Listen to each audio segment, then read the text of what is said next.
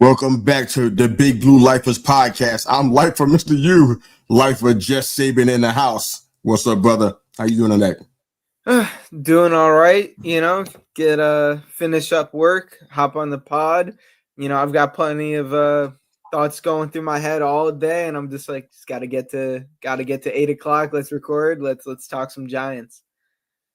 Yeah, we're in a strange spot tonight. We experience it on shows that we've done in the past when you hit the slow season.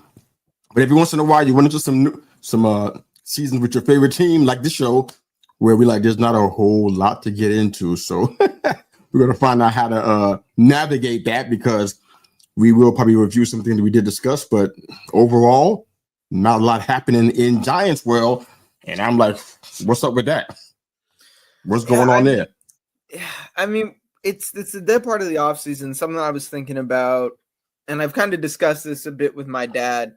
The whole idea of adding that 18th game that's kind of been floating around, it feels like, for a few years now. They added the 17th game.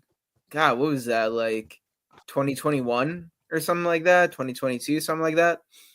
And now there's talk about the 18th game, throwing a second bye week. Super Bowl is President's Day weekend, so not everybody, but a lot of people get that 3-day weekend. So the Super Bowl is a national holiday, which I think you would agree should have been the case years ago. Just give that Monday off, for the Super Bowl. Absolutely. But yeah, I mean, it's I wonder if that happens, will everything just start a week later in the off season? Or is the draft going to be pushed back a week or so? What would happen to that? Because we're in this dead zone right now where free agency's done, except for Aaron Rodgers. He just wants the attention on him. That's the only reason he hasn't signed yet. And we're still just a little bit off of the draft. We still got 2 weeks until the first round. Not really a lot going on, so I'm just thinking about hypothetical week 8, game 18s here. That's how much I miss it. Yeah, well, it's gonna be some little dry spells like this, and that's okay, because we love our team, and we'll find something to talk about, at least for a little bit. We're gonna have a special guest next week, a Twitter legend. We won't call his name out just yet, but we'll announce that on Twitter. Twitter legend and diehard New York Football Giants fan. I like folks like this. So we're going to have a special guest in next week, if all goes well. Let's talk about the Brian Daboll situation. It's kind of just pulled from some things here, but it sounds like it's some stuff floating around and he's kind of in, I guess, a tough spot. Now, that's relative, because we think that the GM and his head coach are in a tough spot this year, because many thought they should have been canned last year, and they're still here. And one of the reasons why they're still here is because owner John Mara thought that they didn't get a chance to get their quarterback in the draft. Fair assessment. Daniel Jones they picked him 6, but I just kind of feel like that he wasn't their quarterback that they wanted. So they're getting a chance to tighten that ship up a little bit, especially at the quarterback position. Do you feel like he's in a tough spot this season, or is it a place where he's playing with house money? Whatever he does is gravy at this point. I think he's very much in a tough situation, both him and the GM, Joe Shane there. It's interesting because, I mean, Joe Shane feels like is much more tied to that Daniel Jones extension than Daboll is, especially when you go back and rewatch the Hard Knocks. It very much looked like Daboll wanted them to do whatever it took to trade up to get a quarterback, be it, Daniels or May. Although I think anybody who's actually, thinking of, things through knows that Washington certainly was never going to trade back with the Giants to give up a potential franchise quarterback to a division rival. Not a chance. And the Patriots weren't going to trade back because they had been waiting on the heir apparent to Brady once it was clear Mac Jones and Bailey Zappi weren't the answer. But that's No, he wasn't the answer. No, I don't think so. Pro Bowl quarterback Mac Jones wasn't the answer there.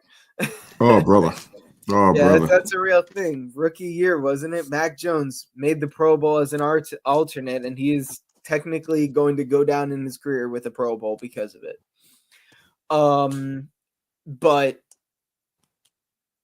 for someone like Dable, the issue is that, well, he hasn't, like, the Giants have been a bottom 5 offense or so for the past few years. But you could argue it's not because of him necessarily. It's because they don't have the quarterback. But then they'll go on these like inconvenient win streaks. I say 2023 was a little more inconvenient than this past season in terms of what it knocked us out of the range of. But Dable, I think, is like the kind of coach that is able to get the most out of his team. But we're not going to – I don't think we as Giants fans are going to truly see what he can do as a head coach, because I just don't think we're going to have a quarterback that's good enough to really run the offense that Dable wants to implement. And if we don't have the quarterback, I mean, everything is dependent on that. Now, then you go into, well, then they should obviously take a Shedeur at 3 if they think he's the answer. And if they think he's the answer, I say go for it. I personally don't think Shedeur will be the answer. I think Russell Wilson is limited at this point. I think Jameis is Jameis. But I think him and Shane are kind of just doing the best they can with what they've got. But if they don't win 7 games, let's say, this year, like, and really take strides and his offense is competent, I think Mars is gonna be done with him and Shane, and, well, Dable will be a what if in Giants history. So I hear a lot of folks saying that they don't think Shedeur is the answer at 3, but then I hear people saying if we trade down to like 11, Shedeur is the answer. So I guess my question is Shedeur the answer or not? Shedeur is the answer if picked in the right spot. Here's the thing. And I know you and I, we had a little bit of a back and forth about this. I forget if it was last week or 2 weeks ago or something now. But if you have Shedeur, and I actually had a back and forth a bit with someone on Twitter today when about like why can't Shedeur be there? Like, why everybody is like I think it was part of a chain, a Twitter exchange that started with a whole take Abdul Carter this year, take Drew Aller next year, and then it was like, well, why do you want Drew Aller out of Penn State? And the guy who proposed was like, he's big, he's athletic, he's got a cannon for an arm, all these sorts of things. And that started this whole discussion about physical traits and physical attributes versus mental traits and mental attributes. And the mental part of the game is theoretically what Shedeur has going for him. And I do think mental, obviously, is incredibly important. The mental aspect is what put guys like Brady and Manning and Breeze, guys who weren't these physical specimens, over the top. The issue is nowadays we got superhumans at quarterback. Mahomes, Allen, Lamar, Herbert, Stafford, particularly in his prime, could throw the ball like 80 yards on the money. The only top tier guy, in my opinion, right now that doesn't have some exceptional physical attribute is Joe Burrow. But like, goes 5,000 yards plus a game. I mean, a year. So like Joe Burrow, he's doing something right. But Joe Burrow got someone like Drew Brees. Brees is the greatest short quarterback ever. You know what that is? An exception to the rule. Kyler Murray is only an NFL quarterback because he can run around really well. The moment that leaves him, he's going to be unplayable because he's too short. Bryce Young still has a lot of issues because of the tangibles.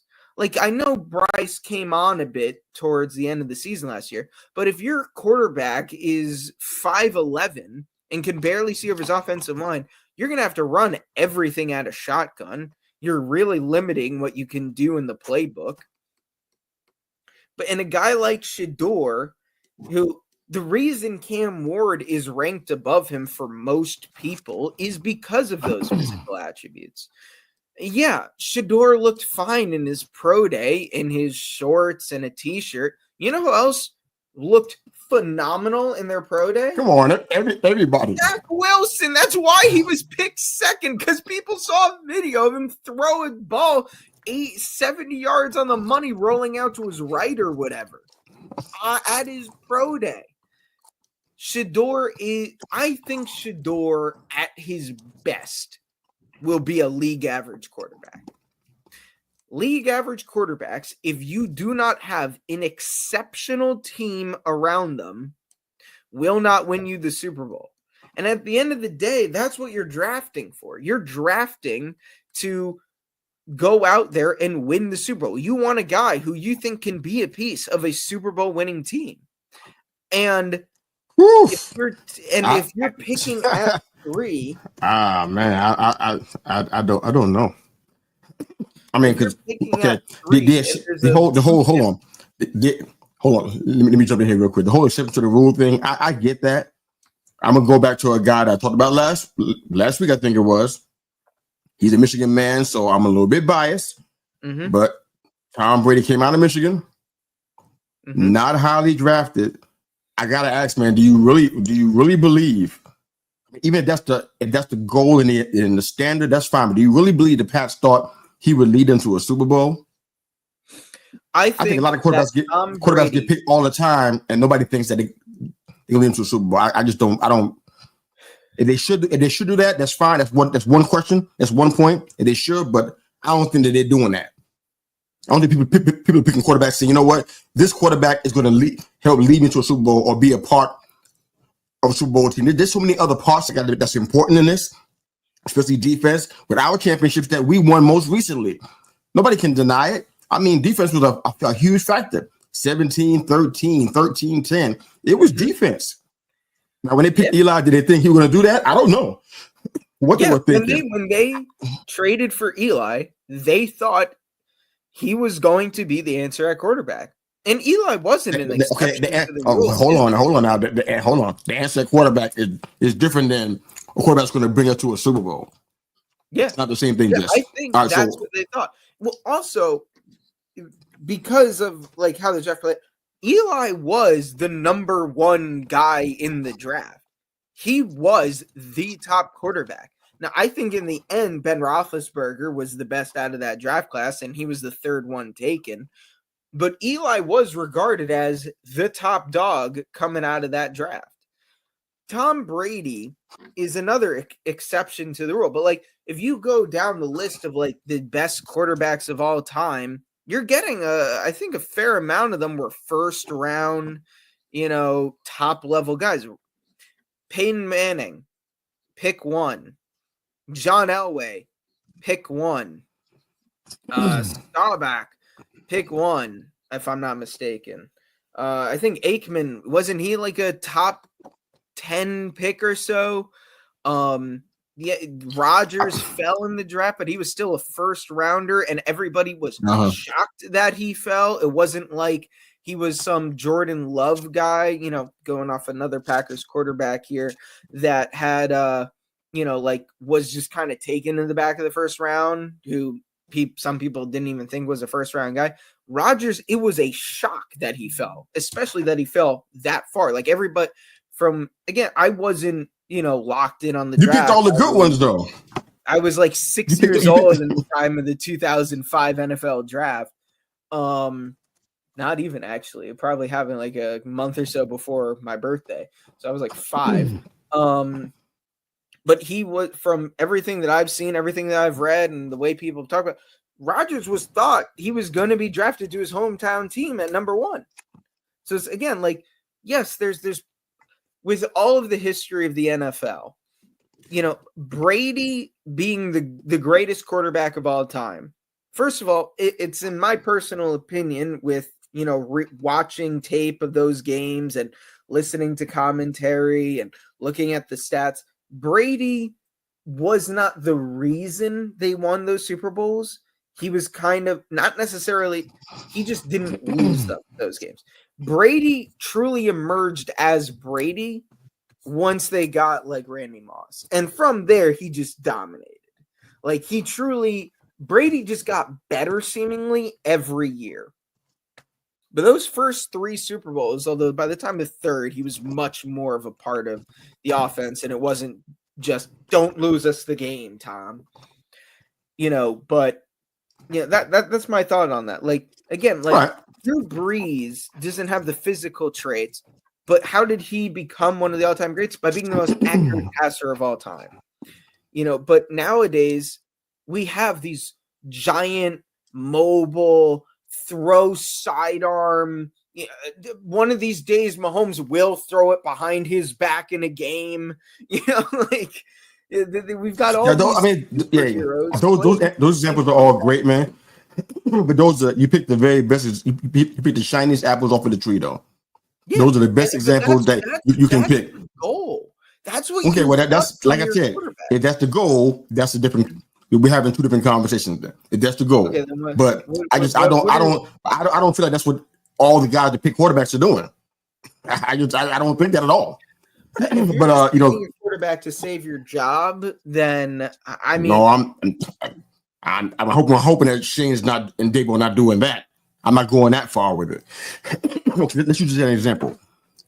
Recently, and it's like, man, I want to talk about that CBS Sports mock draft too that came up. I don't know if you saw that, but somebody on one of my other teams sent it to me, so I want to talk about it a little bit. It could be good fodder for the day.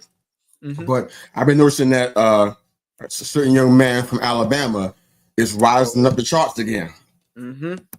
And of course, he's being mocked to the Giants because we're a quarterback needy team. So I guess to them it makes sense.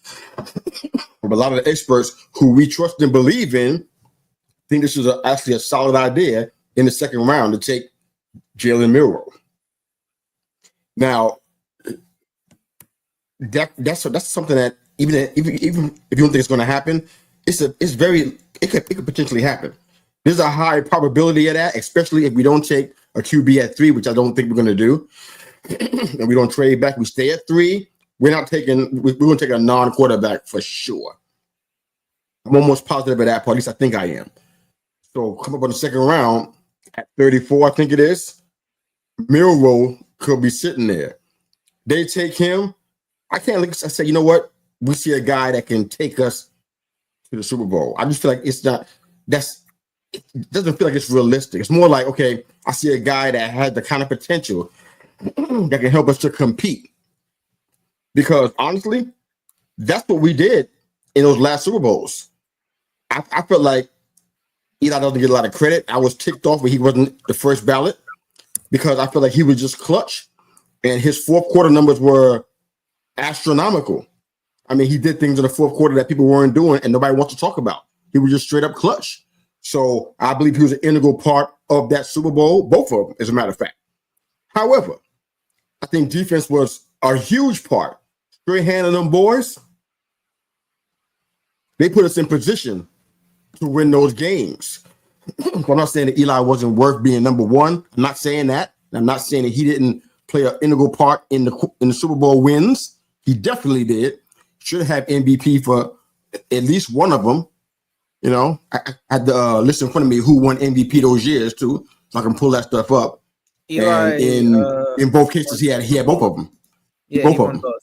He's he won MVP. I think 5 quarterbacks with multiple Super Bowl MVPs in NFL history. Yeah. 5 or 6 now. Mahomes has got a couple, so it's probably adding to that list. So when I look at the guys in this draft, I mean, tell you the truth, next year too. Maybe I don't know if you could see a guy that can take you to the Super Bowl. I don't know if you could even see that in a college guy that comes out. And to be honest, that's my larger point here. I don't know if you can see that.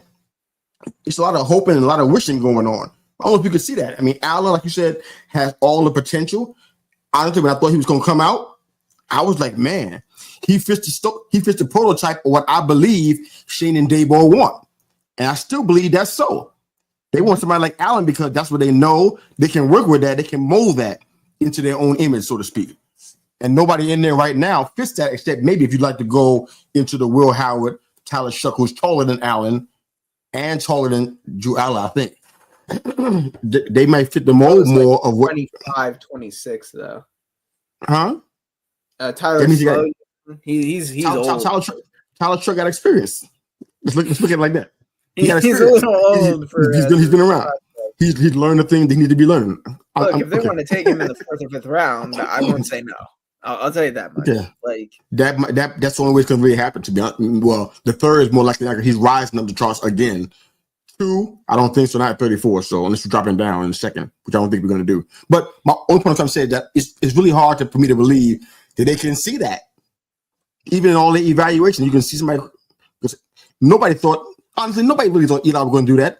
They can lie all the way. Even Giants fans didn't believe it. These guys that were out there leading the parade, their posts out there with everything in all caps. We won. We effing won. Go on and on and on. But guess what? They didn't believe him the majority of the years in the Super Bowl years that we won. They were the same ones criticizing, saying we need to cut him and do this and do that, or replace him with this person, or make a trade, all that kind of stuff. All of a sudden, when we won, he was the greatest thing since sliced bread. So all I'm trying to say here is it's really hard for me to believe that they can see that kind of potential in a quarterback, unless he's just elite and just stellar at that level. He does everything well, but that's rare to see that. So I don't know what they're looking for, but I can't believe they're looking for a guy who can help them win a Super Bowl. All you can do is be the best quarterback you can be, and every other part of the team got to kind of work itself out. You know, am I making sense, man? You're making sense, but I'm sorry. I just think you're wrong. I mean, the first time, just my feelings are going to be hurt, man. It's not a big deal. Yeah, no. Like, I'm not going to sugarcoat it. I think you're wrong. I think that not just the Giants. I think when you are drafting, especially quarterback, and you are looking at these guys in the first round, you are looking at them like, who is going to give us, maybe not this year, but will give us the best chance to win games, to make it to the Super Bowl, to win it all. When the Bills drafted Josh Allen, they weren't like, man, this is some guy that does everything well. He was this massive project out of Wyoming. His first few years were ugly. They were really bad. And this was a team that had just made the playoffs for the first time in however many years with Tyrod Taylor. And they traded up. They took Allen, and they knew they were going to take a step back for the next year or two. But they were like, okay, he's massive. He has a cannon for an arm. He's like Cam Newton mobile, maybe not quite Cam, but Cam-esque mobility. If he can develop, we've got maybe the best quarterback in football. And that's what they saw. So when I'm saying, and when I think people talk about like you're drafting this guy to bring you to the promised land, that doesn't mean that like Shador's got to come in and just be great immediately. But will he be able to make up for things in your team that might be lacking? Like the main reason to me that, there were plenty of reasons Daniel Jones didn't work out. But to me, the main reason is like when he needed to make up for the lackluster offensive line, he couldn't. He wasn't able to elevate the team. I don't see Shador elevating a team at the NFL level. Sure, he came in and was a big part of Colorado turning it around. But again, that's the college game. NFL is a whole different beast. In any sport, college to pro is a massive difference. That's why there are so many busts. Evan Neal was dominant at the college level, and as a prospect for his position, he was a much better prospect as an offensive tackle than Shador is as a quarterback. It's very rare that you have a Trevor Lawrence, an Andrew Luck, a John Elway, a Peyton Manning coming out. I think those are like the four highest rated quarterbacks to ever come out of college, it seems. Like, I mean, Jamarcus Russell was really highly touted, but we all know what he was. And then who was it in Peyton Manning's draft? It was him or Peyton. The guy out of the guy that went to the Chargers, he was a massive bust, had all those issues off, Come on, Ryan Leaf. Ryan Leaf, thank you. Although, happy for Ryan Leaf. He seems to be doing a lot better now. Absolutely. Shout out Ryan Leaf. Really turned it around there after those issues, seems like. But, again, like, it's all, there's no exact science, but I just think, like, I just don't see it with Shedeur at 3. So who do you see it with in this draft? Because I don't see it with any of the quarterbacks. That's my point. Like, if we're going to take a quarterback, I would rather take, a Will Howard who's a bit of a project in the 4th or 5th round if he's there. If Jalen Milroe falls to the 3rd round or something. Nope. But again, like, just follow me here. I don't know if I would even want them to take that, because if you're not taking a quarterback at 3, to me, that says you don't really believe in any of these guys. And Jalen Milroe might have some of the highest upside of any quarterback here, but he just doesn't fit the theoretical timeline. Dable and Shane this is a horrible situation. Yeah, the issue is they need to win now. The timeline doesn't allow for them to sit a guy for a few years. So if they wanted to take a flyer on Slow in the 5th round, because he's like this older prospect, got a lot more reps under his belt theoretically, although he's had injury issues. That's part of why he's been in college so long. Or maybe like Will Howard, something like that in the later rounds, and take like those more premier picks and use them on other positions to build the defensive line, get another weapon in the receiving room, something like that. Take one of the premier running backs to pair with Tyrone Tracy, something like that. I would rather see them do that. But 2026 theoretically is going to be like this amazing quarterback draft. But again, I hate the again, like you said, it's a terrible situation because we can't just be like, oh, next year. They need to take a swing on the quarterback position, but you don't just take a swing for the sake of taking a swing if you don't really believe in the guy, because then you're just theoretically throwing the pick away and just hopefully this one sticks. Throwing something at the wall. Yeah, this is the bad spot to be in, man, for a lot of different reasons. Because one, this is what I want Giant fans to hear this, because we Giants fans who we've been Giants fans our entire lives, so I think we have a voice in this.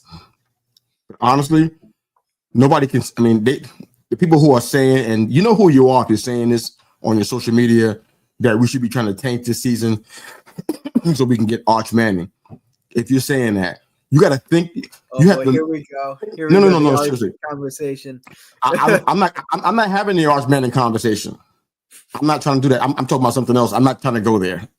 We don't even know who and what he's going to. I'm not ready for this one just yet. I'm not going to do it. About it. Let me live that out through Madden, but I don't know if I'm ready for that combo just Trust me, I'm not trying to have the conversation at any point in time, at least not now anyway.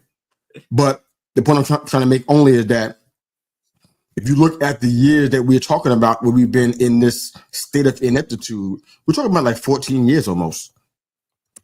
If I'm not mistaken, I'm not off by much. It's about 14 years of not competing. I'm not including 2022 because I just can't do it. So I'm ignoring that year completely. It's an asterisk. So we're talking about 14 years of ineptitude. You think you're going to be good with 15 and hope that you get draft high enough? I mean, we had 4 or 5 wins, and we probably could have had more than that, and we ended up at 3 because we won 1 game. I mean, can we do that again for another year? The franchise the fan base couldn't take what the same fan base is asking for. They couldn't handle this. It'd be an implosion. We have to, like you said before, and you are so right on this. You haven't been more right on this podcast yet. We have to win games now. If people want to keep their jobs, they have to win games. So they're probably going to be going BPA all up and through this draft because they have to win games, man. They got to do better than 4 or 5 games. I believe they can do that. But you can't go into next year's draft thinking about, oh man, I'm gonna get Drew Aller, with the 3rd pick. That's not happening. So, in my assessment, I said they need to get one. Just do it late. Get one late. I don't mind that Tyler Shuck is 25. What'd you say? See if you can hit on like a Dak Prescott kind of guy, in the 4th round. I mentioned Tom Brady for a reason because there's a precedent for this. Yes, you to go and it's different, but there's a precedent for this for late round draft picks, and people don't want to talk about that kind of stuff until the analysts get to day 3, and then they want to discuss it because we have rounds 4, 5, 6, and 7. Now we're talking about that, but now before the first round hits, that's all they're going to be talking about. That's where the emphasis is going to be. Where we can do some things with a late round quarterback. We can't afford to wait and hope that Arch or Aller or I'm a Lever falls to us. We don't have that kind of liberty. We can't do that. So I don't know what Giants fans are thinking about, the ones that are saying that, but I hope y'all guys take some time to think about it before you press in. We can't wait that long. 2026 is a lifetime from now. Yeah, no, again, I'm not trying to interrupt you here, but I do think that also people are, because of Russell Wilson and Jameis Winston, pretty much anybody we take, if it's Shador at 3 or Will Howard at the top of the 4th, theoretically, they are going to be, at best, they're going to enter the season 2nd on the depth chart. They're not going to be the starter, barring an injury to Russ or Jameis or, God forbid, both or something like that. We signed Russ and Jameis for a reason. I think that the Giants are leaning away from Shador at pick 3. If Shador is there and, somehow in the 2nd round, I say take him. Because, again, just the theoretical value that you are getting, but again, it's just the Giants have to win now. That's why there's no other option.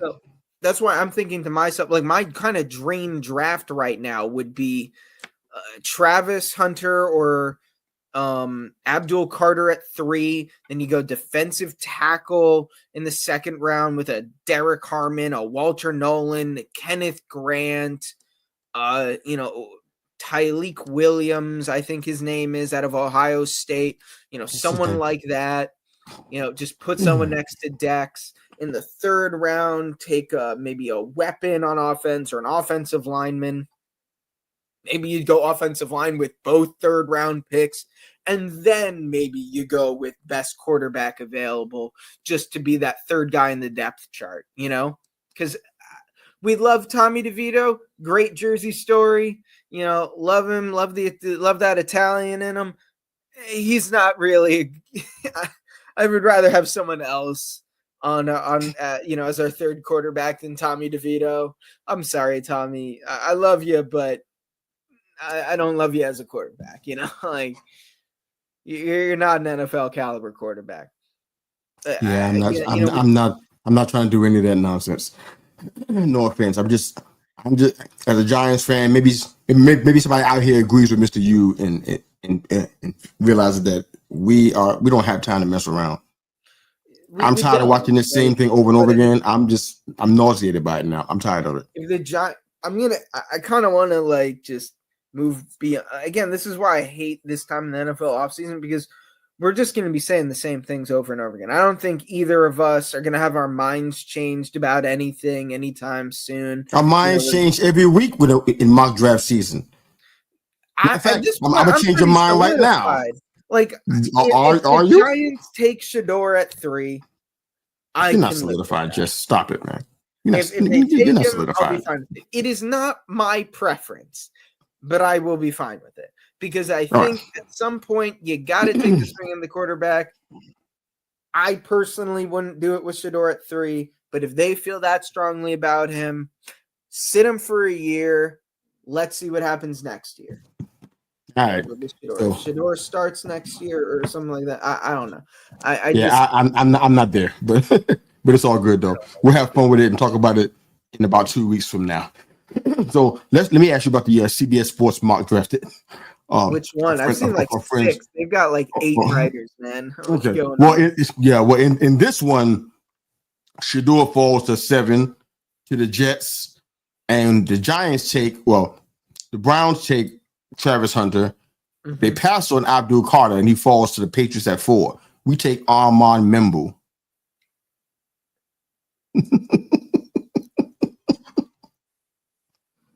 That's what happens in this mock draft. We take Armand Membu.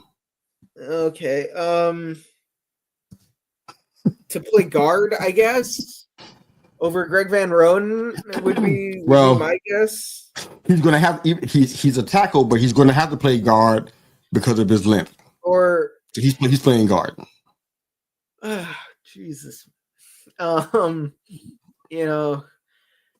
I mean, this good thing about him, but at 3, I'm like, why do these guys decide to do this? I don't understand. I mean, like at tackle, his height, arm length. His speed is decent. He's a freak of an athlete, no question about it. But he's not a tackle. He's going to be a guard in this league. I don't know why they picked him. There's no rationale attached to it except that. I don't know if this is just be a sports situation or not. Something different to get that in a headline, get clicks. Look, if the Giants take Membu at 3 and they move him into guard, initially I am not going to be happy with that selection with Abdul Carter there. If Membu turns into Quentin, like prime Quentin Nelson, Zach Martin, Chris, and is one of the best guards in football, I'm going to shut up real quick about that. That is all I'm going to say. But taking a guard at 3, the Colts traded back, got 3 extra seconds. He's technically a tackle. You're not listening, Jess. You're not listening. He's technically a tackle. He's going to end up being a guard because he's not going to be another option for it. That's what I'm thinking. Like, if they take him, it's because they're going to move him inside a guard. And if he then is like immediately phenomenal, then I'm not going to be too upset about it in the long run. Because as you and I both know, Yusuf, you can't have too many great offensive linemen.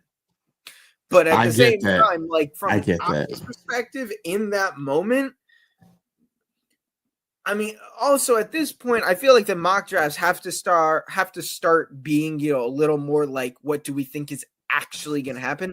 I don't even know if Membu's being met with in a top 30 visit for the Giants. Like I think the last one I heard is that they brought in Carter today, but he also met with them like on Sunday or Monday, a few days early to have dinner with Dable.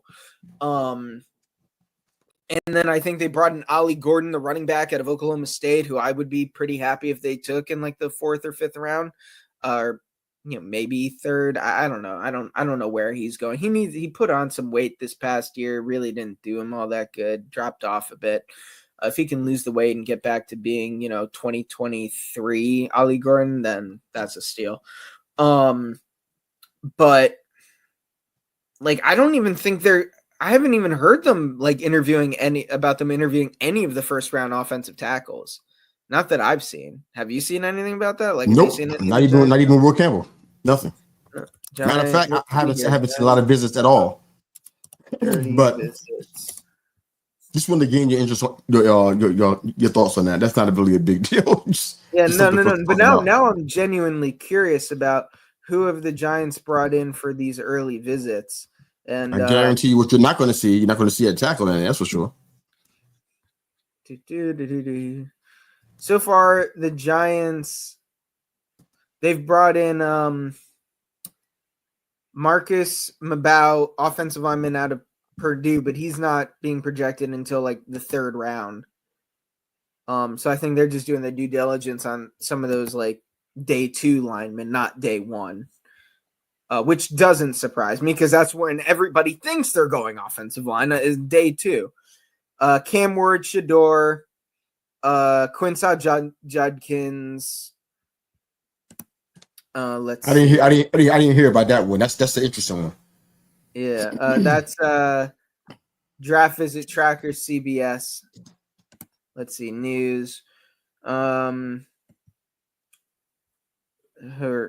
is an updated one on NorthJersey.com. Abdul Carter, Marcus Mabau. Again, that's day 2. Shador, Joshua Farmer, defensive tackle. Quincy Judkins, Ali Gordon, Elijah Arroyo, tight end out of Miami. Jalen Reed, defensive back, Penn State. Tyler Show, QB Louisville. Caleb Johnson, running back, Iowa. Jalen Milroe, quarterback, Alabama. Omarion Hampton, running back. Yet no day 1 offensive line. Not a single one. Not really a shock. I do like the Judkins visit though. That's interesting. His rushing numbers dropped a little bit every year in his touchdowns, but his receiving yards gradually went up. Yeah, but he was also splitting with Travion Henderson, another like top 5 running back prospect this year. So like, of course, I understand that. I understand that. So I like it. I like him visiting. Maybe you got some potential there. But what else you got, man? If nothing else, man, we'll go ahead and just shut it down for tonight, man, and we'll come back in next week and get ready for some pre-draft. Because I mean, we talked about, like, we didn't think we'd have enough to go to 9, and here we are. But that just doesn't get us yapping about the Giants. Time flies. Yeah, well, it's all good that we have fun with it, man. But we'll go ahead and pick this bad boy up next week and see what's going on in the news, because that's going to be the week before the draft. So I'm pretty sure we'll hear about a week's worth of new rumors and mock drafts and maybe some more visits before next week. So we'll see what happens. And we got a special guest coming in next week. If all goes according to plan, can't wait to announce that on our social media platforms. It's going to be really fun to see this person in our box with us, man. But we'll see how it works, man. But great show, brother. Same to you. Same here, man. So let's have fun, man. And New York Giants, we're due for a comeback. We have to be. We're due for a comeback, man.